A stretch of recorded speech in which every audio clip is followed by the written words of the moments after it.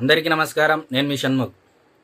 నిన్న మొన్నటి దాకా తమిళనాడు రాష్ట్రంలో జరిగినటువంటి ఎన్నికలలో మెజారిటీ సీట్లు సాధించినటువంటి టీవీకే పార్టీ అధినేత విజయ్ గారితో పవన్ కళ్యాణ్ గారిని పోలుస్తూ వైఎస్ఆర్సీపీ పార్టీ శ్రేణులు చాలా కామెంట్లు పెట్టడం జరిగింది. మరి సింగిల్గా పోటీ చేశాడు, సింగిల్గా ఎక్కువ సీట్లు సాధించాడు అని చెప్పేసి ఒకరు, మరి విజయే ఈరోజు తమిళనాడు రాష్ట్రంలో స్థిరపడిపోయినటువంటి పార్టీలను అంటే ఏఐడిఎంకే డిఎంకే పార్టీలను సైతం పక్కకు తోసి సింగిల్గా అని చెప్పేసి ప్రచారం చేసుకోవడం జరిగింది. సరే, మరి విజయ్ గెలవడానికి కూడా కారణము మా జగనన్న ఫోటో పట్టుకున్నాడు కాబట్టి విజయ్ గెలిచారని చెప్పేసి కామెంట్లు చేయడం జరిగింది. సరే, ఒకసారి వాస్తవ పరిస్థితుల్లోకి మనము వెళ్ళేటువంటి ప్రయత్నం చేద్దాం. సో రాజకీయాలలో విమర్శ ప్రతి విమర్శలు అనేటివి సహజం. సో ఒకసారి పవన్ కళ్యాణ్ గారి యొక్క పరిస్థితులు ఏంటి, మరి విజయ్ గారి పరిస్థితులు ఏంటి అనేది ఈ వీడియోలో తెలుసుకునేటువంటి ప్రయత్నం చేద్దాం. పవన్ కళ్యాణ్ గారి యొక్క అన్నగారు అంటే ఇండస్ట్రీలో ఒక అంటే మెగాస్టార్ అని చెప్పేసి బిరుదున్నటువంటి వ్యక్తి చిరంజీవి గారు. మరి ఆయన కూడా 2009లో పార్టీ పెట్టడం జరిగింది. పార్టీ పెట్టిన తర్వాత ప్రజారాజ్యం పార్టీ స్థాపించిన తర్వాత 288 స్థానాలలో పోటీ చేయడం జరిగింది. సింగిల్గానే పోటీ చేయడం జరిగింది. మరి ఇది జరిగినది ఉమ్మడి ఆంధ్రప్రదేశ్లో జరిగినటువంటి విషయం. మరి 288 స్థానాల్లో పోటీ చేస్తే 18 స్థానాల్లో గెలుపొందడం జరిగింది. మరి ఇక్కడ మీరు ప్రధానంగా గమనించినట్లయితే చిరంజీవి గారు 2 చోట్ల పోటీ చేయడం జరిగింది, సేమ్ విజయ్ గారి మాదిరిగానే. మరి తిరుపతిలోనూ పాలకొల్లులోనూ పోటీ చేయడం జరిగింది. మరి మీ అందరికీ తెలుసు, పాలకొల్లు అంటే కాపులు అడ్డా అని చెప్పేసి అందరికీ తెలిసినటువంటి విషయం. నిజంగా కులాన్నే నమ్ముకొని రాజకీయం చేస్తే గెలుస్తారా అంటే గెలవరు అని చెప్పడానికి చిరంజీవి గారి యొక్క మొదటి ఉదాహరణ పాలకొల్లు నియోజకవర్గం. మరి అదే రాయలసీమ ప్రాంతానికి సంబంధించినటువంటి తిరుపతిలో కూడా పోటీ చేయడం జరిగింది మెగాస్టార్ చిరంజీవి గారు, ప్రజారాజ్యం పార్టీ అధినేత అప్పట్లో. మరి ఆయన మెజారిటీతో గెలుపొందడం జరిగింది.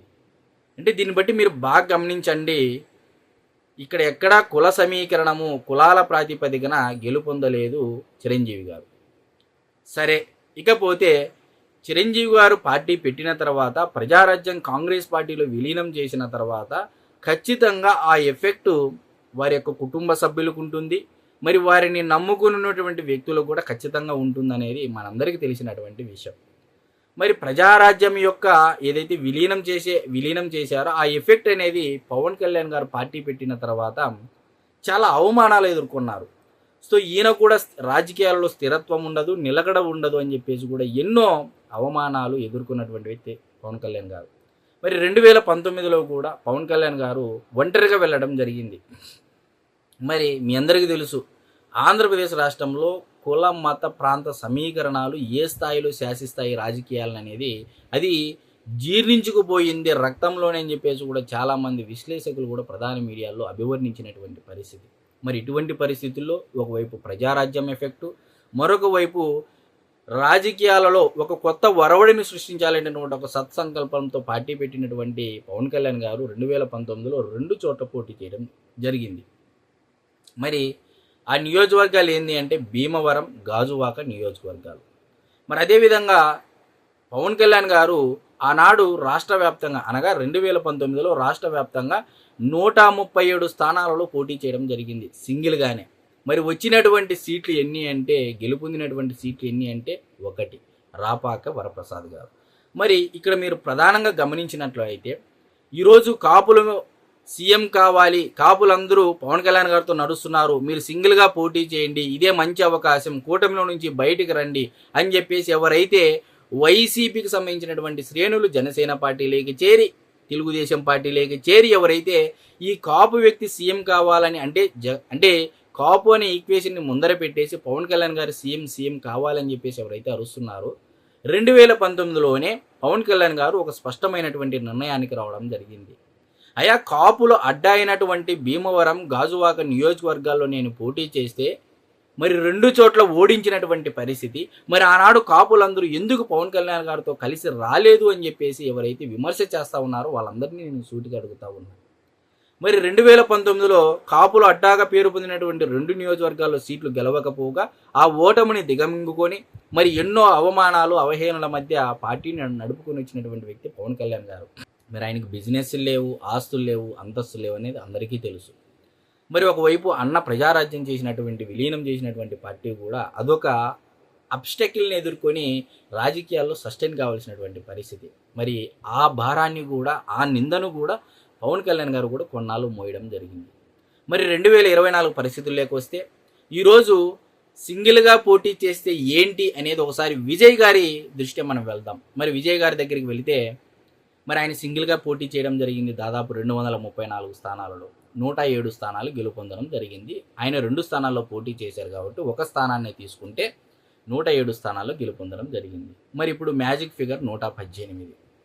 మరి అందుకోలేకపోయారు సింగిల్గా. ఈరోజు ఎలా అయిపోయిందంటే విజయ్ గారిది ఏదో లాటరీలో తగిలింది, లాటరీలో వచ్చింది అన్నట్టుగా అయిపోయింది విజయ్ గారి పరిస్థితి. ఇదే సింహం సింగిలు, ఒంటరిగా పోటీ చేశారు, ఒంటరిగా గెలిచారని ఎవరైతే గత కొంతకాలం నుంచి వైఎస్ఆర్సీపీ పార్టీ శ్రేణులు పదే సోషల్ మీడియాలో ట్రోల్ చేస్తున్నారో వాళ్ళందరికీ ఈరోజు తమిళనాడు రాజకీయాలు ఒక చెంపపెట్టులాగా రాబోతా ఉన్నాయి పరిస్థితులు అనేది ముఖ్యంగా గమనించగలరు. అదే విజయ్ గారు కానీ ఈరోజు సింగిల్గా పోటీ చేసి సింగిల్గా మ్యాజిక్ ఫిగర్ దాటలేదండి. ఆయన కూడా ఇప్పుడు హంగు దిశగానే అడుగులు వేయాల్సినటువంటి పరిస్థితి దాపురించింది. కాబట్టి పవన్ కళ్యాణ్ గారు ఈరోజు డిప్యూటీ సీఎం హోదాలో ఉన్నారు.